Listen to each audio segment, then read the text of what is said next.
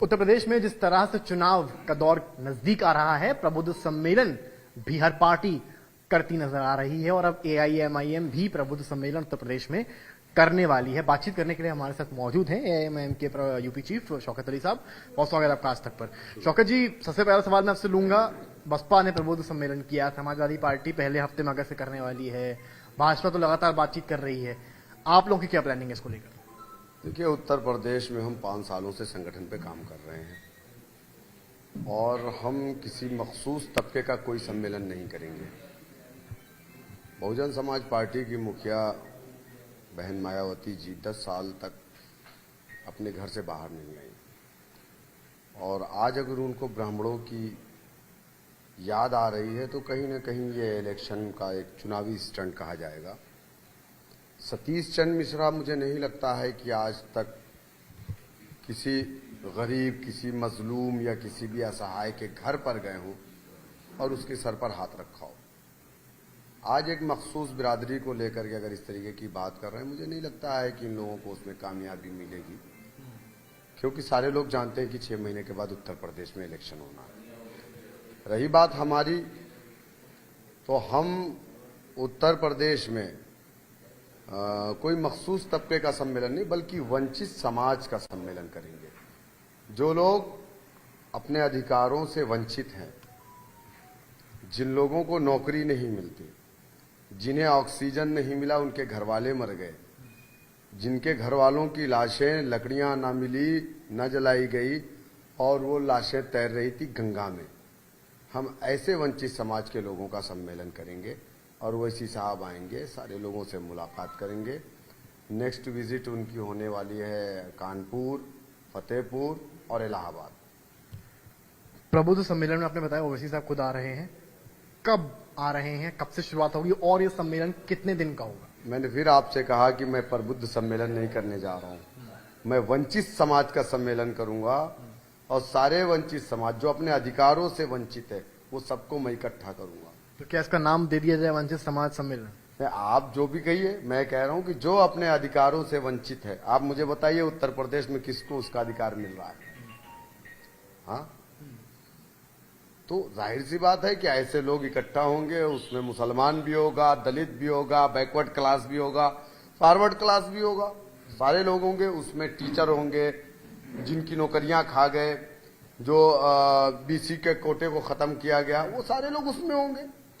Timing क्या रहेगी? क्या कुछ दिन डिसाइड हुआ है, कब करने वाले हैं? अगस्त के फर्स्ट वीक में, अभी उन्होंने डेट नहीं दिया है, अगस्त के फर्स्ट वीक में हमारी कोशिश रहेगी कि उनका दौरा कराएंगे। समाजवादी पार्टी ने भी कल डिसाइड किया है मीटिंग में कि उनका जो सम्मेलन होने वाला है वो प्रीपोन हो गया, फर्स्ट वीक में हो गया। तो क्या अगर क्लैश होता है समाजवादी पार्टी को और आपका सम्मेलन? देखिए, समाजवादी पार्टी एक पॉलिटिकल पार्टी है, एमआईएम पार्टी भी एक पॉलिटिकल पार्टी है, वो अपना काम करे, हम अपना काम करें। लेकिन हाँ, इतना मैं कहूंगा कि समाजवादी पार्टी अगर ये सोच रही है कि वो सत्ता हासिल कर लेगी तो ये बहुत मुश्किल काम है। एमवाई फैक्टर हमेशा से रहा है समाजवादी पार्टी का, आपने देखा होगा। तो अगर एमवाई फैक्टर की बात करेंगे और मान लीजिए सम्मेलन एक दिन दोनों का पड़ जाता है, तो जो एम है वो आपके में ज्यादा दिखेगा या फिर भीड़ समाजवादी पार्टी में? ये समाजवादी पार्टी ने एम को लगातार धोखा दिया है। 1992 से 4 बार हुकूमत रही उत्तर प्रदेश में समाजवादी की, और मुझे लगता है कि वाई उत्तर प्रदेश में 7% है, जिसमें से 2% उनके साथ नहीं है, 5% है। 20% एम है, 20% एम ने वोट डाला तो वाई चीफ मिनिस्टर बना। मुझे अफसोस इस बात का है कि वाई बना, वाई का बेटा बना, एम क्या किया? कुर्सी बिछाया, दरी बिछाया, अजान हुई, खजूर वाई के मुंह में डाला, रोजा एम था, खजूर वाई के मुंह में डाला। हमको मिला क्या? Sachar committee, Ranganath Mishra commission, कुंटू commission, Mahmoodur Rahman committee, मुसलमान दलित से बनता है। तो आप मुझे बताइए सर, लोग हमको बी टीम कहते हैं बीजेपी की। बीजेपी को हमने कभी वोट नहीं डाला।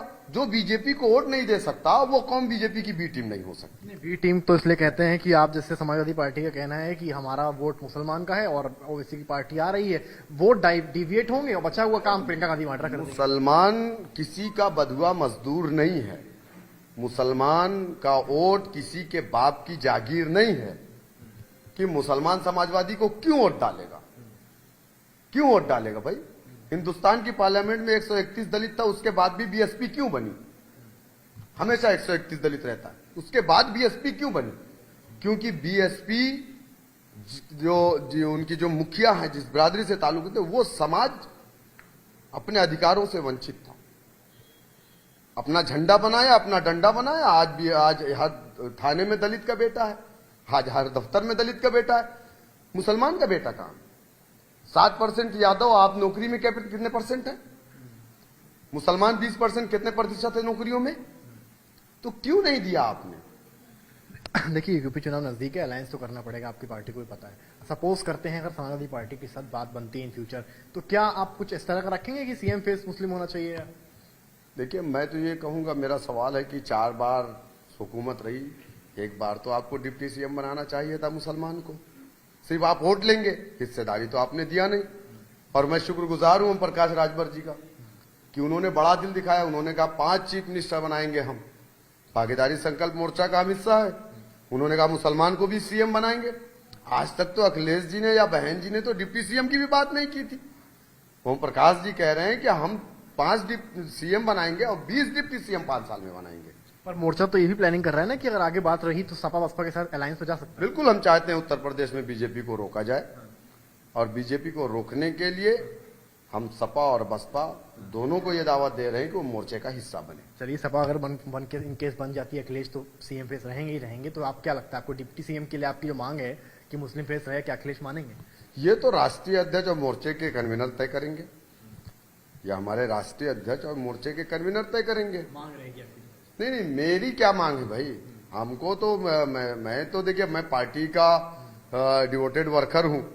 मैं पार्टी के लिए काम कर रहा हूं, और मुझे पार्टी चाहेगी तो मैं तो चुनाव लड़ूंगा, वरना मैं चुनाव भी लड़ने का बहुत ज्यादा ख्वाहिशमंद नहीं हूं। मुझे चुनाव से नहीं मतलब है। नहीं, बात मुस्लिम फेस की हो रही है।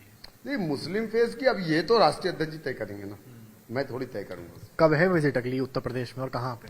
अगस्त के फर्स्ट वीक में कानपुर, इलाहाबाद, फतेहपुर, और उसके सेकंड जो विजिट होगी वो गोरखपुर की। और ये आपके सम्मेलन का हिस्सा रहेगा। जी जी बिल्कुल। राजभर के साथ अब अलायंस में हैं। राजभर साहब कल बहुत कुछ बोल गए हैं बीजेपी के बारे में कि 2 टांग में आएंगे, 4 टांग में जाएंगे। मोतियाबिंद है कि आप मोर्चा के सपोर्ट, मतलब मोर्चा के आप पार्ट हैं, कैसे देखते हैं। देखिए, अब राजभर साहब ने बोला है, मैंने तो सुना भी नहीं है। अब ये राजभर साहब से आप पूछिए कि राजभर साहब ने, हो सकता है कि उनके बोलने में सामने वाले के सुनने में फर्क हुआ हो। नहीं, वो तो रिकॉर्डेड है। नहीं, वो रिकॉर्डेड है। देखिए, होता है कभी कभी मुहावरे के तौर पे भी आदमी बात बोल जाता है, तो उसको अदरवाइज नहीं लेना चाहिए। आखिरी सवाल आपसे ले रहा हूँ। आज वहाँ भारती लखनऊ में थी, उन्होंने असदुद्दीन ओवैसी पे तंज कसा है लैला मजनू वाले बयान को लेकर। उन्होंने कहा है कि मुझे लगता था ओवैसी डिसेंट, और इस तरह की बातें अगर ओवैसी कर रहे हैं तो बड़ा ही निराशाजनक है। और एक और बात मैं ऐड कर रहा हूँ, उन्होंने ये भी कहा कि यूपी में लैला मजनू नहीं चलेगा, यूपी में तो मैंने सुना है कि एंटी मजनू स्क्वाड चलता है। कैसे देखिए। उमा भारती जी हैं, बीजेपी की हैं। बीजेपी वालों को बोलने की प्रैक्टिस दी जाती है नागपुर में, तो उस हिसाब से बोलेंगे। वो उनका मैटर है, बोलने दीजिए, उसका जवाब सही टाइम पे मिल जाएगा उनको।